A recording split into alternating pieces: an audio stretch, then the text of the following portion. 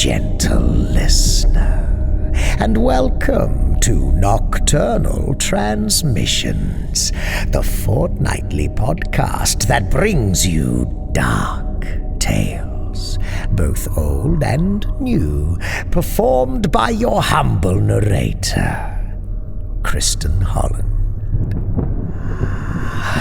Vlek is back. Our old friend Aaron Vlek has returned to share another dread-inducing diversion with us.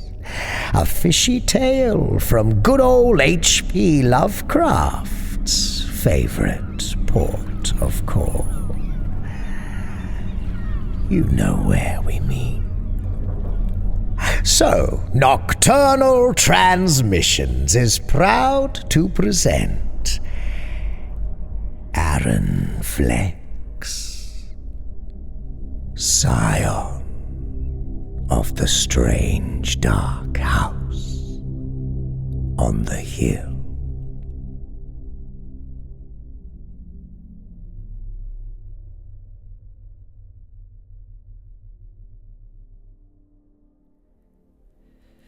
It's said that grief and tragedy burrow hungrily into the folds of certain familial lines,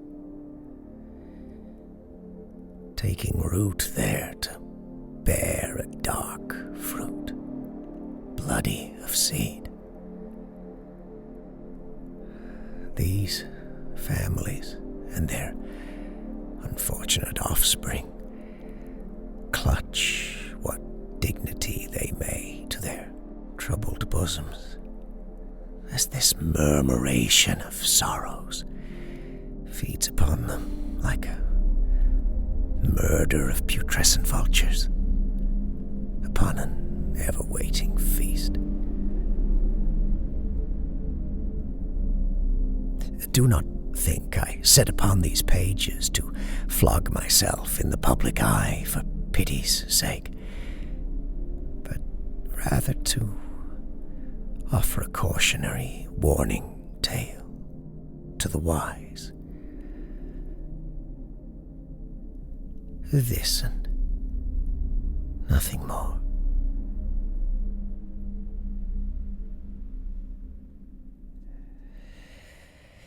It had been 1 year, to the very day, since I had laid my beloved wife, Lydia, to rest.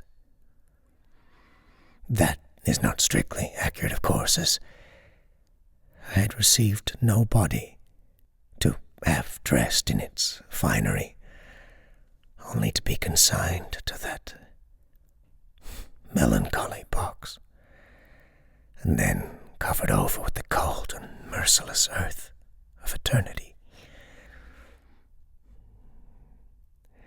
Lydia had undertaken a brief voyage by sea in search of certain manuscripts germane to her many years of devoted study. It was an expedition ill-advised and thoroughly against my wishes, but in the end I could brook no legitimate objection to her plans, and so had relented and surrendered my reluctant blessings.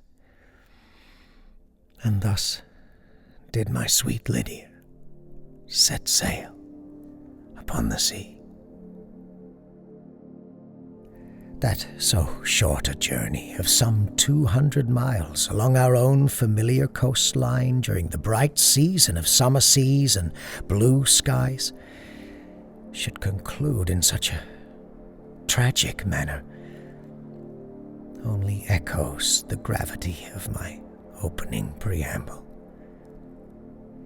For some wholly unfathomable reason, whether by folly, negligence, or an excess of foul drink, the navigator of the Cadath, a fair vessel hailing out from Boston Harbor on her maiden voyage, failed to perceive the lighthouse's frantic signals from shore, to turn back and head once more into the safe waters of the open sea.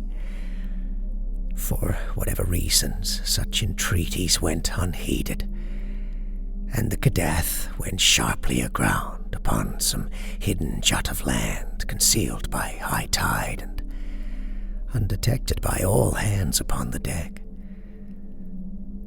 A sudden fog was offered by way of an explanation for the misadventure, but all told, some 15 hands, the captain and 2 seasoned officers, and all 20 passengers aboard, went into the sea, and the Cadath herself went down to her final resting place beneath the cold, dark waves. Of the lost, all but 3 washed later upon the sad shores, bloated, their flesh torn asunder and utterly bereft of life.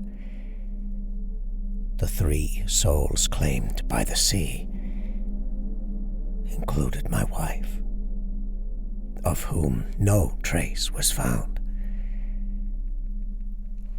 I bore my grief as best I could, and the funeral service was well attended by many friends and colleagues from Miskatonic University, where I held a comfortable post in that venerable institution's research library, and where my wife herself had recently attained the august position of chief librarian in the antiquarian stacks. I had much to consider in the management of my grief, and kept its expression under the strictest control, for, as good fortune would have it, my wife and I had been blessed with a young son, just 9 years of age at the season of his mother's passage from life into precious memory. He was a quiet and taciturn lad, was my Obadiah, a sickly, delicate boy, and I vowed not to unnecessarily burden him with the weight of my grief as he struggled to shoulder his own. We endured in silence for the most part, and so the time passed slowly, as I succumbed all too easily before the languid pretense that all was well with the lad, and with myself. That is, until the 1-year anniversary of that sad and miserable day that had cast us both, father and son, forever adrift, as surely as it had the beautiful woman who had filled our days with laughter and merriment. I was startled awake in my bed that morning by a loud crash when the limb of an ancient elm, torn by a mighty gale, had come bursting through one of the windows on the ground floor. Phillips, my manservant, was already taking stock of things when I gained the parlour and paused in shock as I beheld the damage. I hesitated for only a moment, surrendering matters into Phillips' capable hands, and went in search of my son, who had yet to appear. He was nowhere to be found, but upon closer examination of his rooms, I made a curious and confounding discovery. On the table beside Obadiah's bed lay a heavily carved bronze box, its lid thrown back and several items strewn carelessly across the bed. But my son was nowhere to be seen. I recognized this box as the solitary gift my wife had bequeathed our son in the event of her death. I had no knowledge of the box's contents, and had always respected this small privacy between mother and son. I knew only that the box was to remain sealed until the event of the 1-year anniversary of Lydia's passing. I did not know if the box's entire contents were still here, or if the lad had secreted something upon his person before departing for unknown destinations. The day spent searching the house and village for some hint of what might have happened to Obadiah yielded nothing but a growing mystery, and the fear that the ravenous talons of the tragique macabre were once again making merry upon the sad entrails of my dwindling family. I set about reviewing the contents of the box when a single object of immediate interest caught my eye. A hefty, leather-bound journal fashioned of an unknown, mottled green hide. Its title, in a gold and twisted script of delicate drifting coils and many elongated flourishes, in my wife's familiar hand. What was particularly of note about this journal, before ever I opened its densely illustrated and annotated pages, was this. I had absolutely no idea that Lydia had kept such a tome, or to what purpose. But it was one clearly kept hidden and secreted away from mine own prying eyes. I sat down upon Obadiah's bed, and it was not until eventide, with the tall, gaunt shadows gathered closely around me, when my head finally cleared, and I set aside Lydia's journal and returned once more to the world at hand. The book was an intoxicating, heady revelation of staggering import that threw a long and much-needed light into the silent, dusky corners and forbidden hallways of my wife's family history, and of the whole of our life together since first we had met. Though in an elder script I could still glean the nature and import of its contents from my work at Miskatonic, the relevance of this book for my poor child, however, rocked me to my very soul. Within the hour, I packed a small valise, tucked the journal into my coat pocket, and then made my way to the port. There I booked passage northward on the only vessel that would take me at such late notice, and with no thought for my own comfort, for I knew with certain conviction to what destination my son had embarked. The shrouded city of his mother's birth and family line. Lydia had understandably concealed this legacy from me, but she had made ample provision to bestow it fully upon her only son and heir. Thus did I set forth that night upon the decks of the merchant schooner, Dagon's Folly. She was an ancient, barnacle-encrusted vessel, decrepit to the mast, and laden heavy as a pregnant whale with the foul creak of rotting timbers and oozing barrels of fetid oil. But she was the only ship of the coastal fleet that made port in Innismouth. The voyage of just 2 days seemed to stagger on for a lifetime.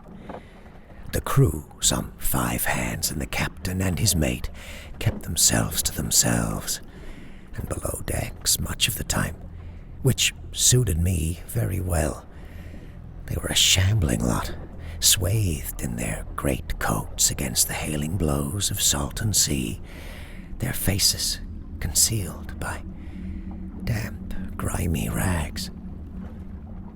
They spoke nary a word to me, not even the captain, but when chance or the demands of the voyage brought us into close proximity, they turned sharply away and scuttled off as quickly as they could to some task.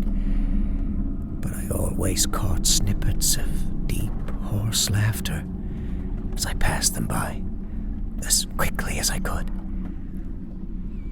All night long I was tormented by the guttural chirping of their ribald sea shanties, which seemed to rise and fall with the waves. This disturbing chorus was of no tongue I had any familiarity with, and brought to mind no human tongue at all. The grunts and cries of what I hoped was no more than their enthusiastic feasting almost drove me mad, and when in my cabin I barred the door with whatever was at hand to keep that detestable crew at bay. Many times I heard the rusted door handle rattling frantically, followed by laughter and obscene chittering. I lingered on deck as little as possible during the light of day, even though the crew kept to their cabins until nightfall. The decks were damp and slippery, with a green slime, and luminescent seaweed clung heavily to the mast and sails like Spanish moss in the deepest bayou. My solitude afforded me ample time to spend in my quarters, such as they were, studying Lydia's journal. These quarters were nothing but a tiny storage hold with a foul-smelling mat. I chose to repose instead upon the bare, cold floor, where at odd and irregular moments I was overtaken by a restless, furtive sleep. My wife's journal was a thing of curious wonder, born of a strange and alien beauty upon coarse parchment the color of amber, and covered over with a cacophony of exquisite calligraphic script, illustrations and illuminated miniatures and portraits of absolutely fantastical beings out of legend poured from every page, all strung together with the glyphs and sigils of the arch-mage and the unmistakable signs and seals of the recalcitrant blasphemer. That the creatures and people inhabiting these pages resembled nothing of this earth gave me only the briefest pause. For, truth be told, there were certain ancient volumes in the elder stacks at Miskatonic University Library that openly conveyed to interested researchers the full history of such beings and their hidden secret strongholds and byways among us. These legends and my wife's journal confirmed one central and critical fact most germane to my own life as it unraveled before me. Lydia herself hailed from this strange lineage, with its deepest roots in the dying seaport of Innismouth. It was clearly to Innismouth that our son Obadiah had ventured forth to find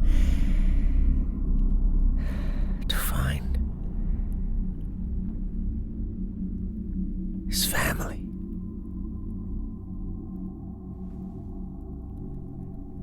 So it was with trepidation and a great sigh of relief when I finally set foot on Innismouth's rotting docks, beginning what sad misadventure I could not guess, but at least glad to be parting company forever with that crew of miscreants of the high seas upon Dagon's Folly. I vowed I would crawl on broken and bloodied hands and knees, or swim back to New York rather than book a return passage on that accursed vessel. When we had docked, all hands, the captain and his mate, in company with a swarm of things that were vomited up from the hold, strange man-like creatures, hunched and loping, poured into the city streets like a plague of rats, only to disappear much too quickly from sight into the crumbling warehouses and festering public houses that lined the dilapidated quays. I was left engulfed in a foreboding silence that swallowed me as I stood there pondering my first visions of Innismouth. The town loomed dark and dismal before me, haughty and accusing as death itself. The whole of it sprang from a series of low hills like some nocturnal blooming fungi, its crown upon a ragged peak, topped with an ancient, crumbling cathedral, a single pale light in its belfry. I saw then this was no house of the holy, but rather a residence of grotesque and monumental proportions. The entire vision unfolding before me seemed fashioned by some preternatural hand from a single miasmic substance from an elder geological epoch, and I wondered briefly at the manner of folk who had settled here so long ago, and from what distant shores they had hailed. I wandered in a daze through Innismouth's warren of silent, gnarled streets, the spectral house reigning crown-like atop its central peak, my only guide. That stately abode beckoned imperviously, as though demanding that I approach as nothing more than an adoring subject bowing before the throne. The streets and shops were oddly deserted, bleak and shuttered as if against an impending storm. If the place did not tremble with a secret, furtive vitality, I would have it down as abandoned and devoid of all life, as it stood and awaited the final ravages of time. I climbed those twisted streets and alleys higher and higher, as if I would ascend to the very portal of heaven itself and to the canopy of stars beyond. House after house of every possible size, shape, and description, all of them decrepit and hearkening to centuries long past, crowded countless narrow cobbled streets.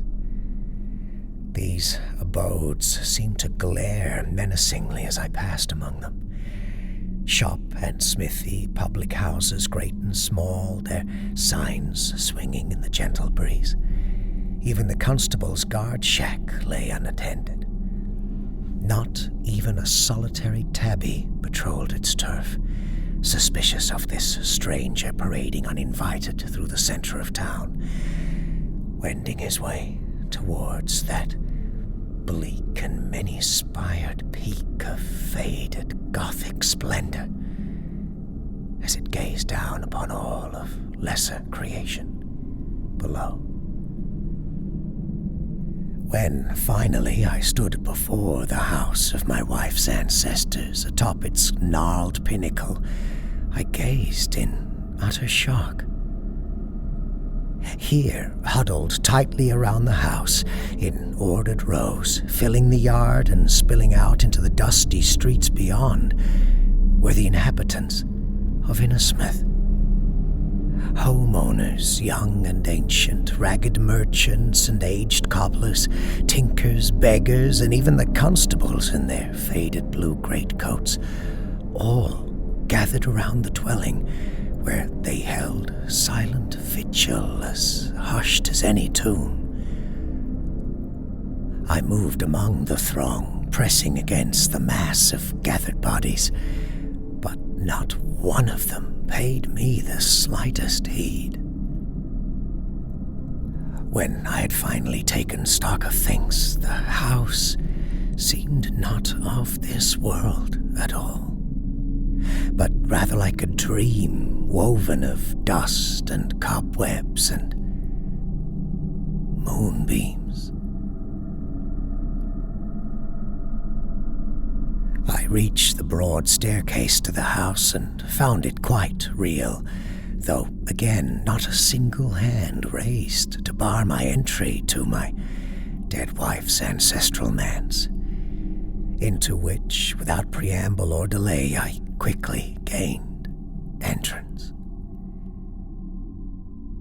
I still had seen no evidence that my son, Obadiah, had reached the dismal seaport quays of Innismouth, or found this, his mother's mouldering childhood home. The house was indeed a thing of monstrous grandeur.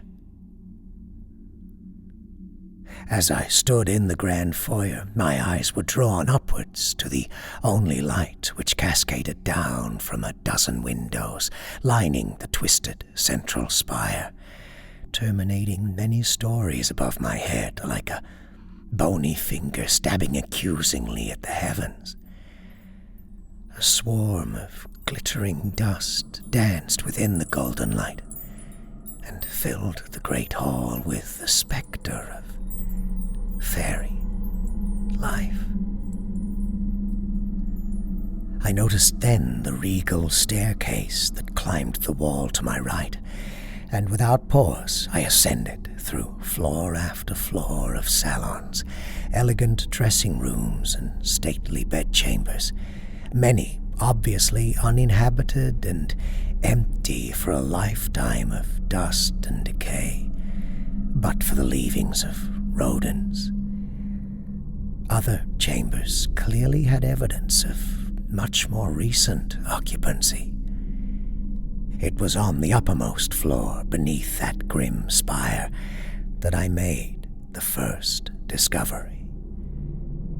It was in a suite of rooms furnished as an alchemist's lair, containing crumbling, worm-eaten tomes without number lining the walls, and beakers, bottles, jars, and decanters of all shapes and colors, and a vast panoply of fantastical machines, devices, gizmos, and gadgets, whose purpose I did not wish to even fathom a guess. There was also a pile of carefully folded clothing and a fine coat, all belonging to my son, Obadiah. I called out to the boy, but was met with a silence so complete it seemed ready to suck the very breath from my lungs. I returned to the grand foyer, seeing no reason to explore that highest and most desolate peak of the spire just yet. I had not seen Obadiah among those crowding the front yard, so I decided to see if there was perhaps a basement or root cellar. On the ground floor, I discovered an identical grand staircase, lost almost completely in the gloom, that coiled its way down into the very bowels of the earth. I could swear upon my immortal soul that no such staircase had been there when I first entered the house. Yet, here it was, no less a thing of wonder than its counterpart. I could think of nothing but to grab a candelabrum from a nearby table and light it from a pair of flickering sconces that lay to either side of the staircase, themselves having seemingly just materialized as well. But before I could descend the very first step, a great gong rang overhead that threatened to rock the house to its foundations. To my great dismay, I heard the sound of huge shutters being flung open within the highest reaches of the wicked spire, followed by the flapping of leathern wings, like those of hideous preternatural bats. This gave way to the front doors bursting open as all the people of Innismouth flowed into the house on a tide of motion, spilling silently down the grand staircase to whatever mysteries lay concealed beneath my feet. The townsfolk seemed carried upon a mighty wind, and I was forced to grab onto the marble banister for my very life to avoid being swept off my feet and borne asunder. As quickly as the tide appeared, it had passed me by, and I stood once more, gazing into that abysmal chasm. I steadied my resolve and quickly descended into the darkness, the meager light of my candelabrum now my only companion. I descended floor after floor, where an inverse duplicate of the house sprawled deeply into the earth. A tumultuous roar from the stairwell arose, and a throbbing cadence of many hundreds of voices erupted in discordant song, accompanied by the beating of drums that echoed the thunderous pounding within my own chest. Thick, oily tendrils of noxious incense and other vile and odious fumes of the charnel house wafted from below. I longed to run back to the light of a wholesome day, but not before discovering the fate of my son and wresting him from whatever fiends had taken him. So I ventured forth, downward into the darkness, submerged into that unknowable chasm, if not without fear, at least bolstered by the need to find my son.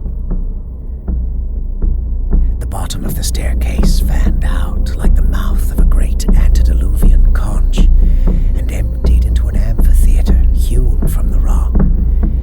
Its rough, vaulted ceiling disappeared into mists that rose from a grotto filled with effervescent green waters that frothed wildly and lapped upon dead shores.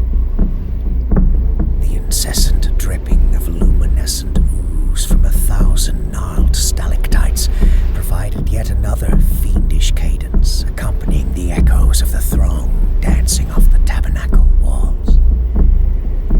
The denizens of Innismouth then knelt reverently before a crude stone altar, topped by a throne some 20 feet in height. Upon the throne sat a devilish creature, spawned from the depths of depraved madness. The fiend possessed gigantic leathern wings and a heaving, muscular body, a bilious and unholy melange of creatures born of both land and sea. Its ghastly visage was resplendent with a writhing mass of appendages, like those of the giant octopus or colossal squid, and I marveled at the behemoth's loathsome grandeur. Its body more than 15 feet in height. The faces of the townspeople came more clearly into view as I grew accustomed to a darkness broken only by flickering candles and the luminescent glow of the grotto. Broad, fleshy lips trembled in silent worship, while large, unblinking eyes gazed in rapture at the altar. The hairless pates and sickly green pallor were those of the deep ones, creatures I had believed to be nothing more than the rantings of the fiends of the opium pit. My shock was tempered by what I had gleaned from the pages of my wife's journal, for here before me crouched and capered every possible configuration of monstrosity. Some looked merely like unfortunate misshapen humans with their weak batrachian features, while others bore evidence of a purer lineage in such flagrant fullness that they could never hope to walk along any streets beyond Innismouth. others frolicked and cavorted naked in the waters of that noxious grotto that clearly gave passage to the sea and allowed these later supplicants to attend this celebration of every known blasphemy. The drums beat on and on, their malign cadence rattling my very bones. Yet still no hand moved to throw me out of this unholy tabernacle. I might have been invisible to them, except when they stepped aside and made room for me to move among them towards the altar, and the thing enthroned in its glory upon it. What compelled me on toward that dais were the two figures that appeared from out of the mists. These two robed and regal officiants commanded my gaze. One was an inhumanly tall, proud, and willow-thin creature, clad in flowing diaphanous green robes and crowned with a diadem of gems that twinkled like the stars in the heavens, its face concealed behind a heavy veil. The other figure was that of a small boy, my son, Obadiah, standing proud and unafraid before the altar, unbound, unfettered, and clearly of his own free will. I gazed more closely at the tall, crowned figure as the veil fell away, and the face of my wife, Lydia, appeared. Transformed beyond imagination, yet unmistakably. She, now fully fledged into the terrible countenance of her familial line. I nearly collapsed in a paroxysm of insanity as my mind grappled for safer shores of disquietude than this. There she stood, her large, unblinking eyes and broad mouth ennobled by something neither batrachian nor human that revealed the deepest secrets of her nature. Before her stood her son, my son, her prince and heir, as he was presented to his liege. A thing far older than this small, lonely rock in space, where simple folk like myself had made our home for not so very long at all. I stood in terrible awe, my feet as if grown from the rock beneath me, forbidding any attempt to flee. What would be the point? The smallest knot of these creatures could overpower me and consign me at their leisure to whatever subterranean burial they saw fit. I realized suddenly, as if startled awake, that I was moving faster and faster toward the enraptured, tripartite efficient body.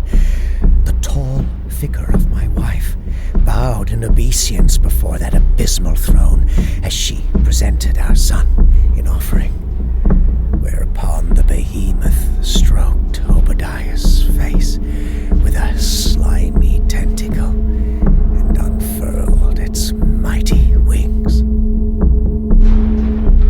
I lunged toward the altar, the throng closing in upon me as a sea of limpid, damp hands brushed my face and body as I passed among them, not to forbid me, but to partake of my body in some hideous way that made me shudder and twist violently away from their softly probing ministrations. Lydia turned fully toward me, her face unreadable in its rictus gaze of dread majesty, a high priestess in state before before her lord. I then beheld Obadiah's face more clearly. The sickly pallor that had plagued the lad since birth had burned away in the blaze of triumphant rapture he now attained. His face shone with a strange light, and his large, lidless eyes and broad lips smiled upon me. The flickering of recognition plain for all to see.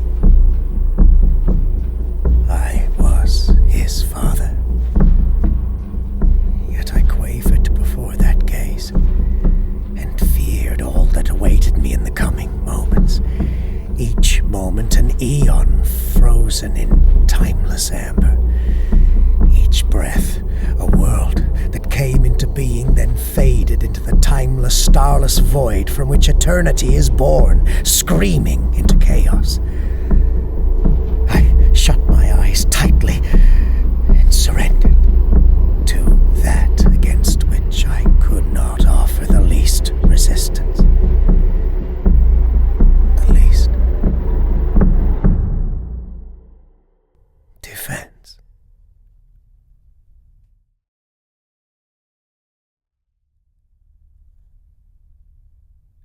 A hand shook me roughly, and my eyes shot open. It was Phillips, my manservant, waking me with a tray containing my morning repast. I jumped up and looked around. A dream? Had I only been dreaming of those foreboding caverns and the dark abominations cavorting within? Had I but dreamed of my wife and son? Was I mad? Utterly stark raving mad, having never left my home but only succumbed to some fever dream and imagined it all? Phillips dispelled that nonsense with a few words that left me even more puzzled than before. He had been making his rounds through the house that morning, as was his custom in my absence, and happening past my chamber, he heard me snoring. He had gone to prepare my breakfast, then returned to wake me for the day, having absolutely no idea when or under what means I had returned home. In this we were in agreement, for I had no idea how I had been delivered back to my bedchamber, when it seemed that but a moment ago I was standing in that blighted subterranean tabernacle. Availing myself of much-needed refreshment, and attempting to take stock of things, I noticed my wife's journal on the nightstand, her grimoire and account of a royal family of semi-human batrachian deep ones, who lived and worked among us unseen, unsuspected. And upon what dark calling, what mission in this world of humanity, I dared not speculate. I opened the journal, and an envelope inscribed with a delicate and familiar hand fell into my lap. I hesitated a moment, just staring at it. When I finally gathered my wits and read what lay upon those pages, I knew that my comfortable, though grief-filled life was at an end. Nothing would ever be the same again, for, as is said, one cannot unknow a thing. Whatever might befall me, I had most definitely been summoned, but also given the right of refusal, should my mind prove too frail of constitution to stoutly answer the demands of the unknown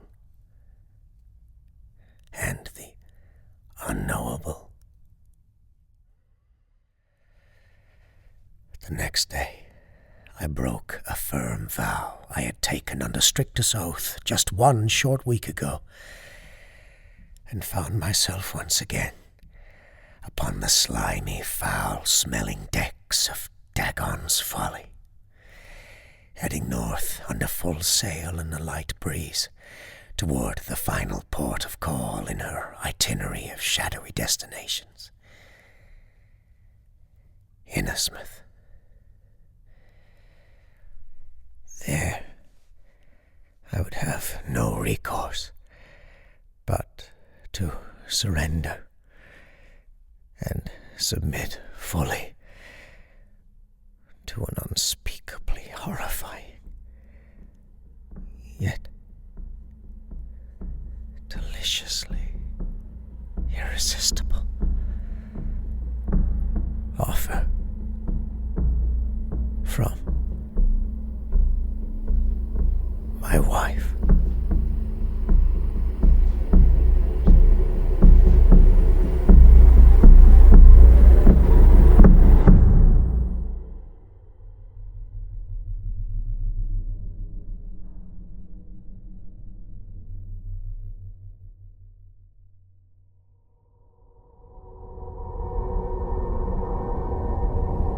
Scion of the strange dark house on the hill by Aaron Vlek. If this has whet your appetite for more of Aaron Vlek's cosmic madness, make sure you check out Al-Kitab al-Ghul, being the singular memoir of Ibn al-Warith, the only known son of Abdul al-Hazred, called the Mad Arab by some, which we featured across episodes 101 and 102. I mean, we had to spread it across 2 episodes just so we could fit the title in. And Making Ends Meet, which we featured in episode 154. These are both great fun, so if you're yet to encounter them, do yourself a favor. Alright, this transmission has issued forth from Nocturnal Transmissions, thanks in no small part to the generous assistance of our Patreon subscribers, amongst who we are very excited to be welcoming a brand new acolyte, the very first Piper ever. Hello, the very first Piper ever. Welcome and thank you. Thank you also to our esteemed cohorts. Evan Dooley, Sam Hankins, Johnny Kelly, Brett Allen, Amanda Moore, Joanne Brooker, J.B., Fabled Words, Eugene Petrie, Daniel Clanton, Heathen Soul, Tippy Polo, Robert Troy Hampton Peterson, Wayne Prince, Daniel Kamienkowski, Azaran Warrens, Wildy, Bool Swivney, Rachel Brown, Mudkip, Kel Wielden, Arnie Frank, Thomas Funderburk, Alex Brewers, Adam, and Alicia Townsend. All non-public domain stories are featured with the permission of the authors. All voices and production are concocted by Kristin Holland. Until next time, as always, watch the skies, fear the dark, and don't trust anyone, especially yourself. Good night, gentle